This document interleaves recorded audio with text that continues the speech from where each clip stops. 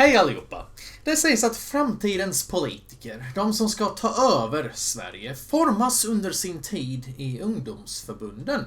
Så det säger ganska mycket om Socialdemokraterna när en av deras största SSU-distrikt togs över av islamister som hatar homosexuella, kvinnor och judar. När medlemmar i SSU Skåne fick veta att en person tvingats bryta med sin familj på grund av hedersförtryck skrek de landsförrädare. En debatt om huruvida homosexuella ska få donera blod spårade ur när flera SSU-medlemmar argumenterade att dessa har smutsigt blod. En SSU-medlem började gråta när han som hbtq-person kände att partikamrater inte står upp för hans mänskliga rättigheter, och när en annan medlem ville föra kampanj mot hedersvåld fick hon höra att hon är islamofob. När en feministisk politiker gick till en moské för att ragga röster blev hon tillsagd av den manliga S-politikern som följde med henne att hon måste hållas könssegregerad. Så hon fick sitta i ett separat litet rum och titta på en tv-skärm medans mannen höll tal inför moskéns besökare. Sen hävdar hon att det är ett feministiskt parti hon representerar här,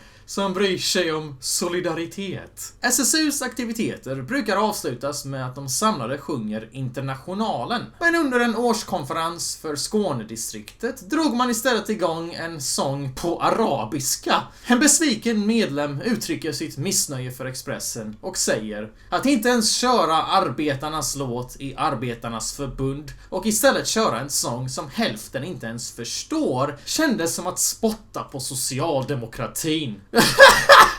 Nej, nu tycker jag att du är lite rasistisk där, va? Vad händer med att vara inkluderande? Är det inte så att antirasismen kräver uppoffringar?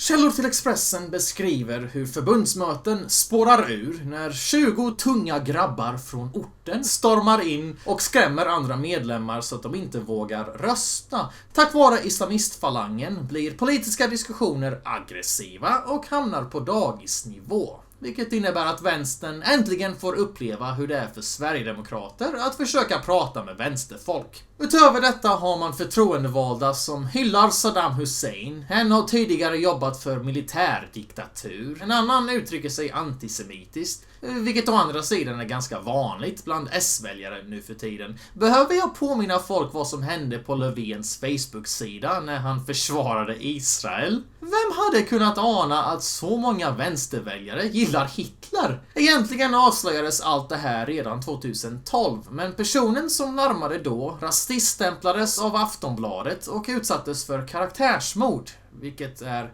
ganska traditionellt vid det här laget. 6 år senare skriver samma godhetsmedier skandalrubriker om SSU-skandalen, men först efter att alternativmedier lyfte på några stenar. Såklart, som vanligt är det där man ser de obekvämaste nyheterna först. Mainstream-medier hävdar sig vara seriösa och skryter med hur de är anknutna till pressetiska systemet, när det enda de åstadkommit är att kvinnor och invandrare blivit ännu mer otrygga i Sverige. Allt tack vare åsiktskorridorens vinklingskultur. Det är vänstermedier som är de riktiga rasistiska hatsajterna, då de använder sin etablissemangsmakt till att folk i förorterna ska få sämre liv och inte bli tagna på allvar. SSU-skandalen täcktes alltså inte ordentligt förrän 2018, och vid det laget säger en medlem att det finns en hel SSU-generation som inte har upplevt en normal årskonferens. Och vad händer efter alla dessa medierubriker? Ingenting. 2019 skriver SVT en positiv artikel om hur man lärt sig av skandalen, och nu ska en ny styrelse väljas ut. Men då väljer man samma ordförande som lät skandalen hända, som gav sitt tysta medgivande till islamistfalangen och sen blånekar allt inför media, trots att flera medlemmar vittnar med sina egna ögon till motsatsen. Det är numera som att avslöjandet inte ens har hänt, för han fortsätter intervjuas av medier som om det vore ingenting. Sen uttrycker han sig så här om Ungern: ironi är bara toppen på isberget här. Och SSU Skånes ordförande, som pekats ut som en av ledarna för islamistfalangen, han avgick efter alla dessa avslöjanden 2018. Men nu avslöjas det för bara någon månad sedan att han fortfarande är aktiv inom förbundet. Han bytte bara till Helsingborg, där han bidragsfuskar, framför extrema åsikter och manipulerar yngre medlemmar att konvertera till islam. Så det är ganska uppenbart vad Socialdemokraterna har blivit för slags parti. Det här är inte bara en skandal. Det här är ett större mönster som talar till en större utveckling inom deras värderingar. Eller snarare bristen på värderingar, då vänstern har blivit så desperata att vinna väljare att värderingarna inte längre spelar roll. Hela anledningen till att toppskiktet lät islamistfalangen hållas under så många års tid och trakassera andra medlemmar till tårar är för att man imponerades av hur många väljare SSU Rosengård lyckades mobilisera till årliga distriktskonferenser.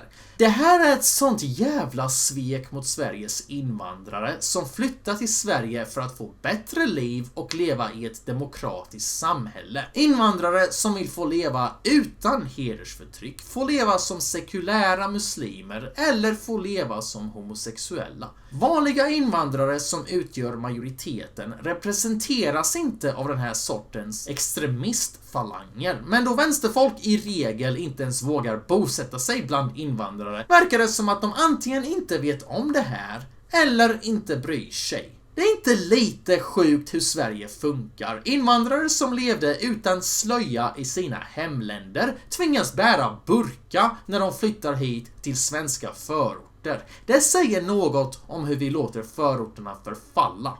Hur radikaliseringen bara ökar. Och det är allt tack vare en vänster som inte bryr sig. En vänster som totalt gett upp sina värderingar för att de bara ser invandrare som husdjur och valboskap. Socialdemokraterna gick från att vara ett arbetarparti för svenskar till ett arbetslöshetsparti för invandrare. Vänstern bryr sig inte längre om arbetarklassen och detta har varit tydligt länge. Man jagade bort arbetarna med sin fördömande, omöjliga PK-kultur. Istället för att göra upp med SD i migrationsfrågan och vinna tillbaks svenska arbetarväljare så gör de hellre skumma överenskommelser med radikala islamister som kan få till snygga siffror. Redan 2013 avslöjas det att en toppkandidat inom Socialdemokraterna också är representant för Muslimska brödraskapet. Efter flertalet skandalrubriker så tvingades han att avgå, men han blir fortfarande tillfrågad om att representera alla muslimer när svenska journalister letar efter någon att intervjua, många år därefter. Så samma journalister som avslöjar sånt här ger alltså radikalerna tolkningsföreträde i sina reportage. Där kan man snacka empatiskada. Ni fattar inte ens hur mycket ni sviker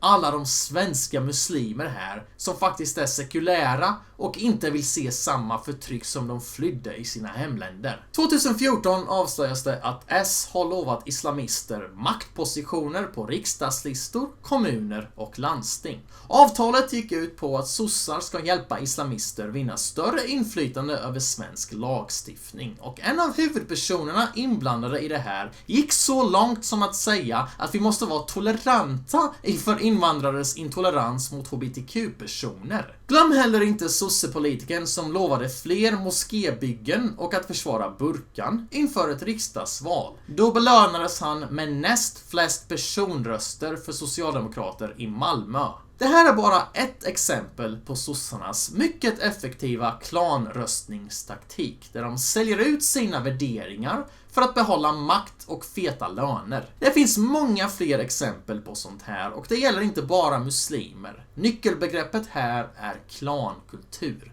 Ett annat exempel är Sigtuna, där socialdemokrater lovade syrianer en billig tomt där de kan få bygga en kyrka så länge de röstar vänster. Det slutade med maffiastyre.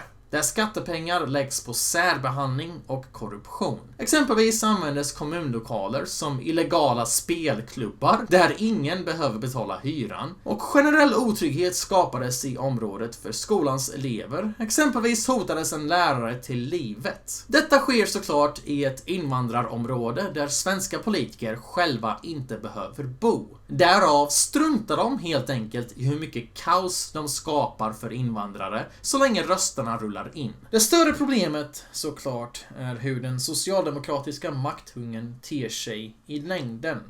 Socialdemokraterna säljer bokstavligt talat ut Sverige för egen vinning, och det är bara en tidsfråga innan Svensson märker av de fulla effekterna i sin egna vardag. Invandrarna lever redan i den fulla effekten av socialistkorruptionen. Förresten, vissa av er undrar varför jag har en ny kanal. Skuggbanning är anledningen till att jag har en ny kanal. Vid det här laget vill jag påminna er att YouTube har blivit allt hårdare mot alternativa aktörer som rapporterar om nyheter, medan mainstream-medier får en orättvis premiering i algoritmer. Så om du vill hjälpa till med min kanal, dela gärna mina videor och lämna en like för att påverka algoritmen. Kom ihåg att jag laddar upp en gång varannan vecka på varannan kanal. Se till att klicka i ringklockan och fylla alla inställningar för alla notifikationer. Men kolla även min kanal självmant, då många klagar på att prenumerationer inte funkar. Så var vaksamma om ni märker att ni inte har sett någonting på länge. Jag uppmanar er även att följa mig på BitChute, Library, Telegram och Twitter. Bokmärk min hemsida och överväg gärna en donation via Subscribestar eller Patreon. Endast 1% av min följarbas donerar ekonomiskt, så även mindre summor uppskattas enormt. Ert stöd ser till att allt det här kan fortsätta.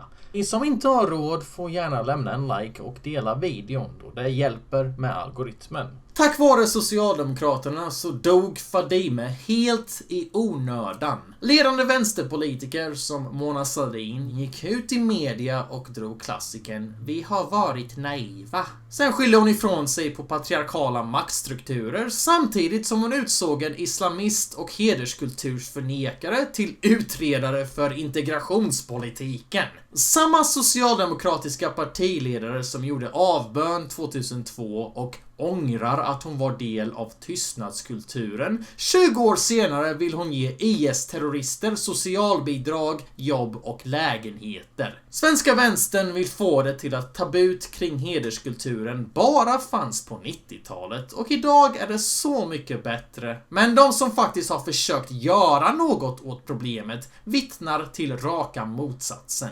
Ingenting har förändrats sedan mordet 2002. Istället har det bara blivit värre, för socialdemokratins huvuduppdrag är fortfarande att göra islamister nöjda så att de kan fortsätta få röster. Och Vänsterpartiet är precis lika illa, då de rent av utesluter politiker som tar för stark ställning emot kvinnoförtrycket. Det är bara att öppna ögonen och förstå att vänstern alltid har svikit invandrarna. Vill du kämpa mot rasism och hedersförtryck är det smartaste man kan göra att rösta höger. Man kan aldrig lita på socialistisk fake-empati, då detta är ett mönster som har funnits i 20 års tid nu. Utåt sett så låtsas man bry sig om invandrare. Väldigt många fina ord här.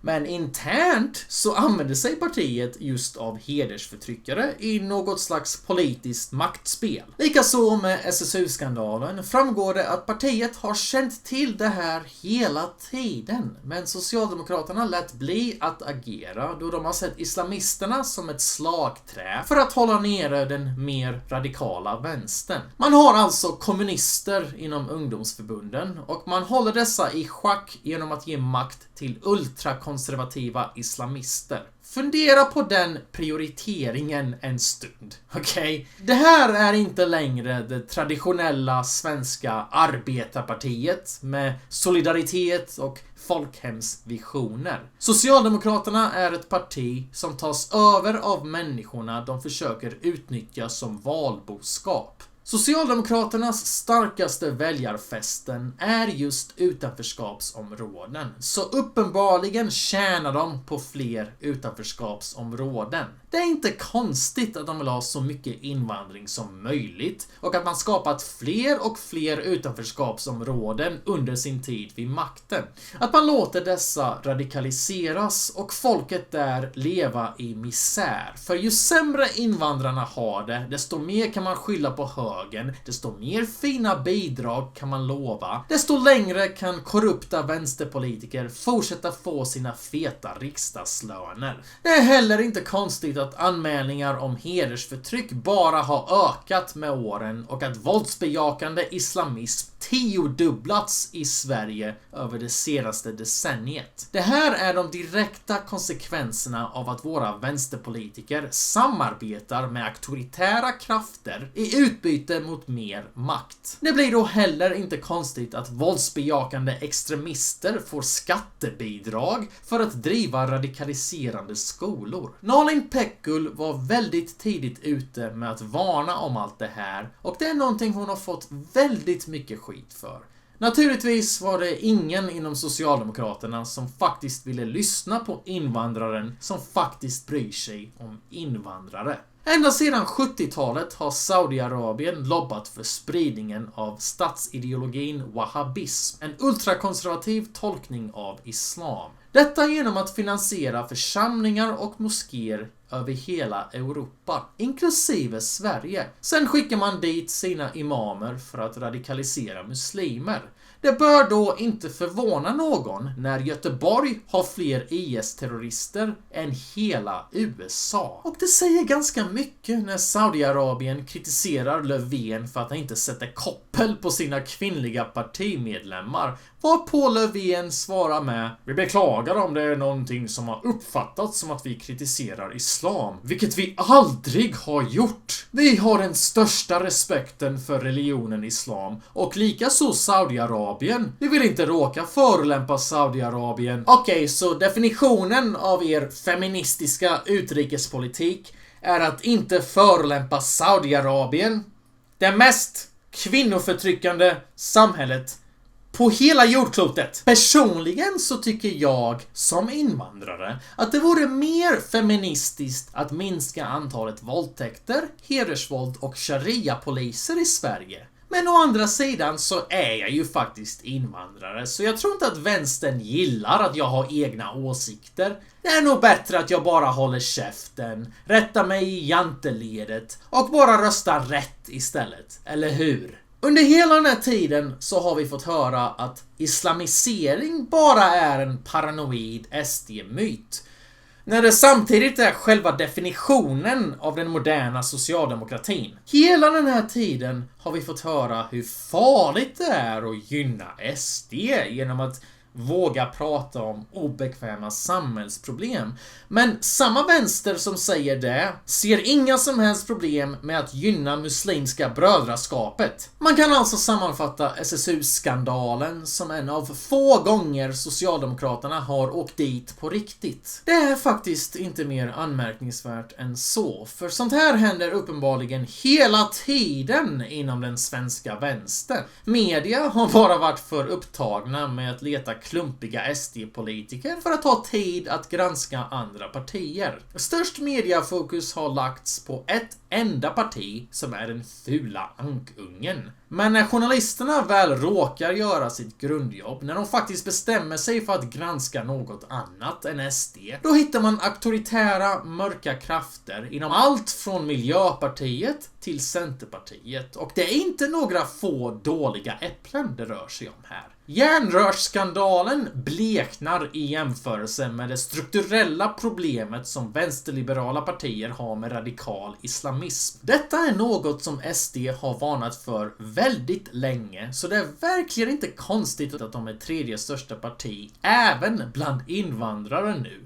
De som har flytt sina hemländer på grund av islamister förstår att det här knappast är en trivial fråga. Det rör sig om hela Sveriges framtid. Skillnaden är att SD faktiskt försöker utesluta sina problematiska medlemmar medan Socialdemokraterna gömmer sina och använder dem som någon slags pervers makttaktik. SDs image som rasistparti beror nästan helt på vinklad journalistik, då SD har förutspått just sånt här väldigt länge. Men nu visar det sig att det inte alls är myter och lögner med no-go zones, hedersförtryck och islamisering. Det är en väldigt bitter verklighet som främst drabbar invandrare. Så det är verkligen dags att omdefiniera vad som är rasism i Sverige. För vi hade inte haft lika mycket förtryck och rasism om vi tog de här problemen på allvar till att börja med och faktiskt vågade lyssna på dem som är obekväma, oavsett vilket parti de tillhör.